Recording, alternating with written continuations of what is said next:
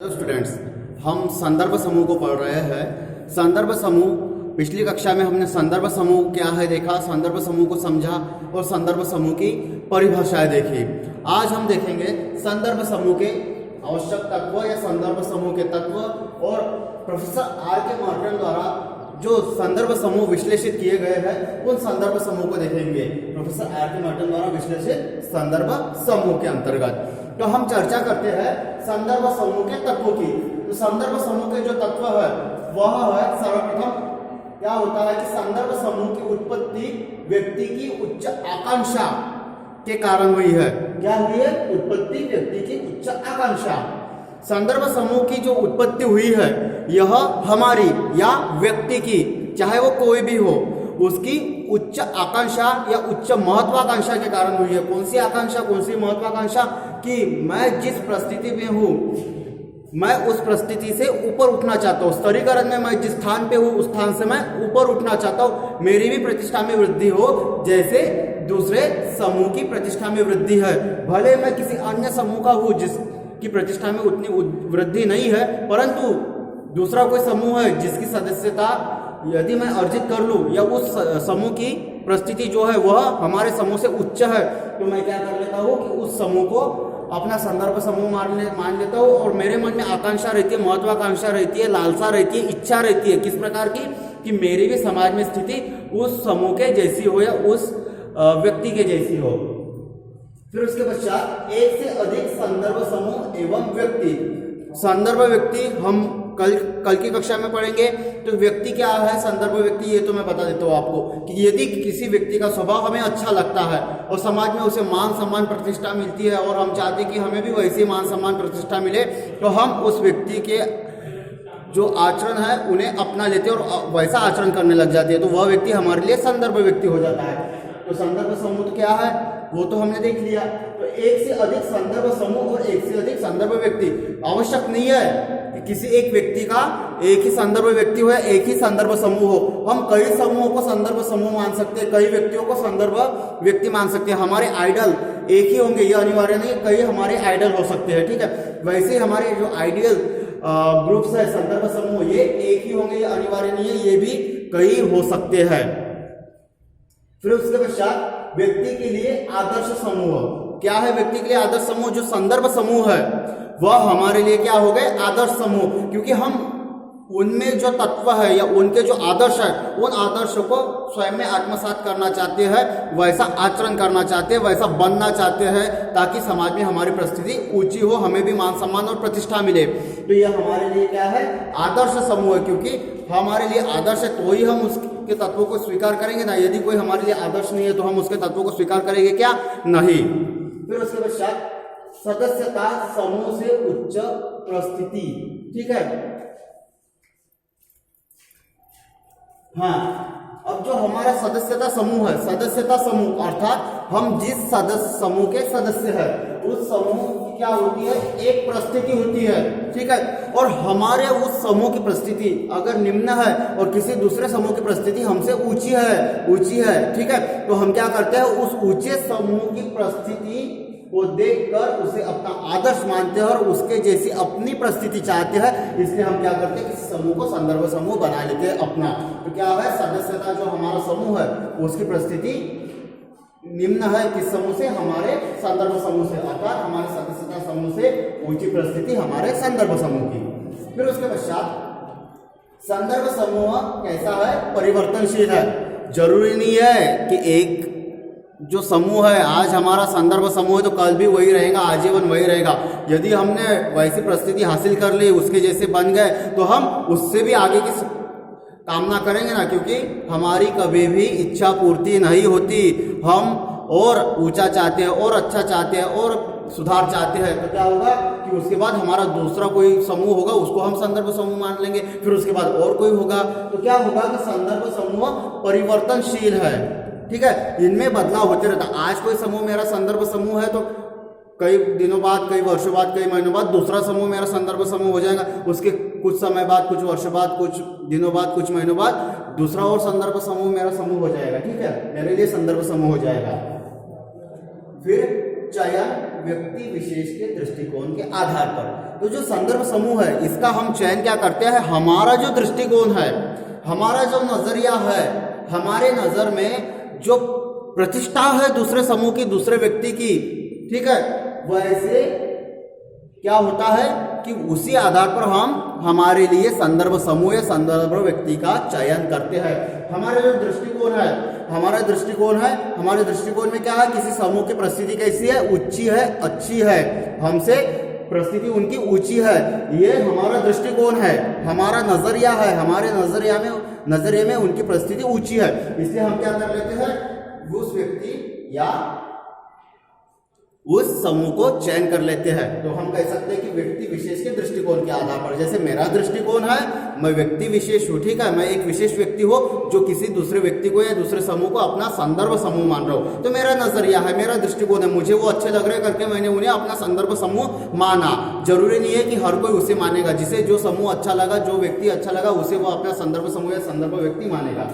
फिर उसके बाद हम प्रोफेसर आर के मर्टन द्वारा विश्लेषित संदर्भ समूह को देखते हैं। हम संदर्भ समूह को तो पढ़ रहे हैं, हमने संदर्भ समूह के तत्व देख लिए, उसकी परिभाषाएं देख ली, किया संदर्भ समूह क्या है ये भी देख लिए, पर हम प्रोफेसर आर के मर्टन द्वारा विश्लेषित संदर्भ समूह को देखेंगे, क्योंकि हम जो संदर्भ समूह का जो सिद्धांत है यहाँ पर आर के मर्टन द्वारा जो विश्लेषित है उस सिद्धांत को पढ़ रहे हैं। तो अब हम आए हैं मुख्य मुद्दे पर, ठीक है। तो प्रोफेसर आर के मर्टन द्वारा जो विश्लेषित संदर्भ समूह है उसमें सर्वप्रथम उन्होंने जो विश्लेषण किया है वह किस आधार पर किया है, सदस्यता समूह संदर्भ समूह के रूप में।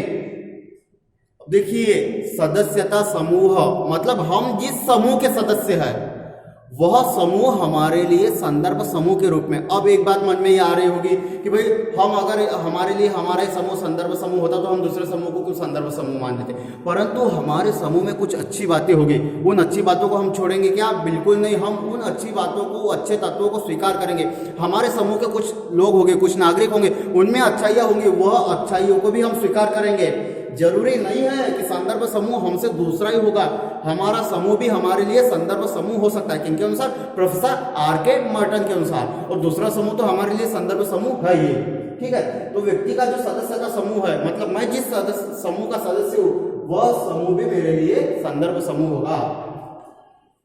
फिर उसके पश्चात गैर सदस्यता समूह।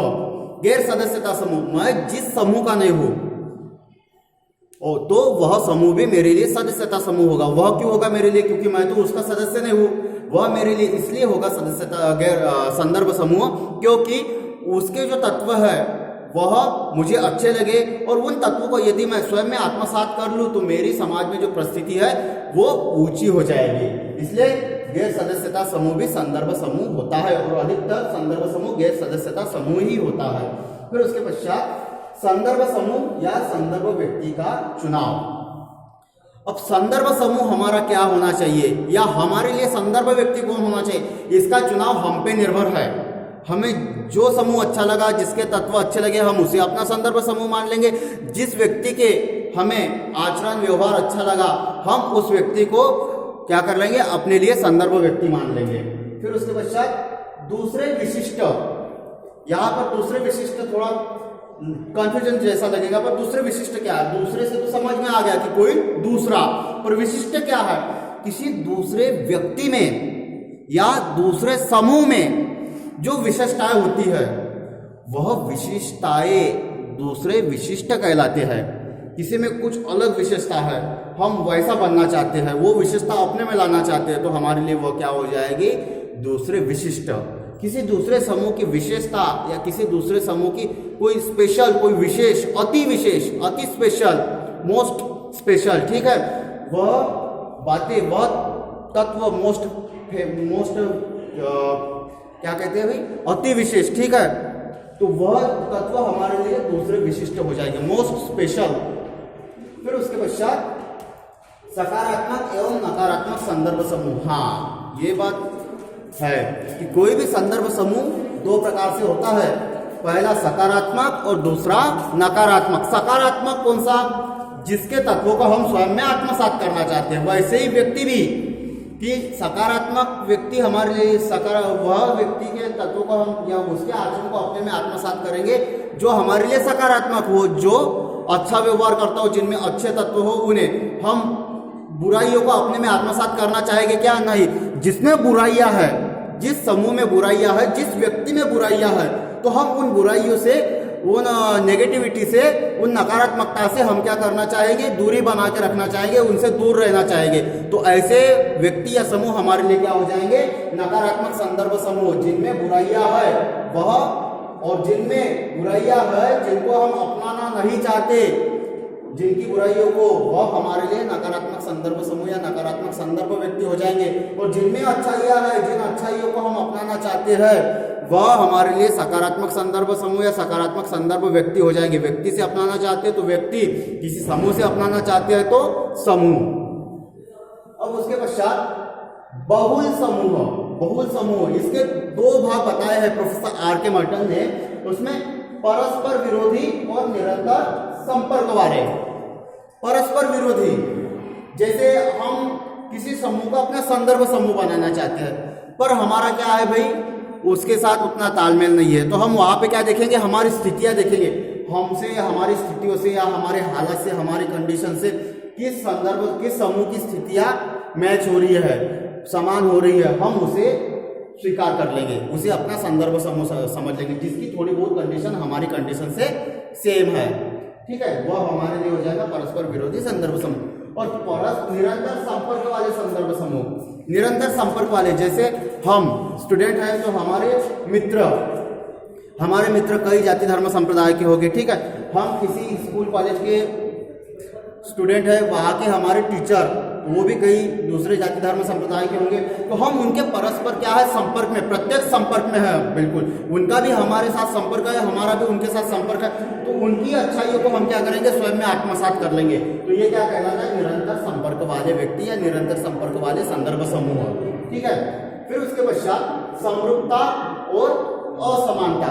समरूपता और असमानता क्या होता है कि भाई जो संदर्भ समूह है उसका व्यक्ति के साथ समरूपता स्थापित, वो हमें समरूपता स्थापित करने के लिए प्रेरित करता है, जिससे क्या होता है कि हमारा आदर्श व्यवहार, हमारे मूल्य, परंपराएं, ये हमारे उसके जैसे समरूप हो जाते हैं। समरूप अर्थात क्या हो जाता है कि हम जिस समूह को या जिस व्यक्ति को अपना संदर्भ समूह मानते हैं या संदर्भ व्यक्ति मानते हैं, तो क्या होता है कि हम उसके जैसे तत्वों को या उसकी विशेषताओं को स्वयं में आत्मसात कर लेते हैं, उसके जैसे बन जाते हैं, उस समूह के जैसे बन जाते हैं, उस व्यक्ति के जैसे बन जाते हैं। तो वह हमारे लिए उस संदर्भ समूह से हमारी क्या हो गई? समरूपता हो गई।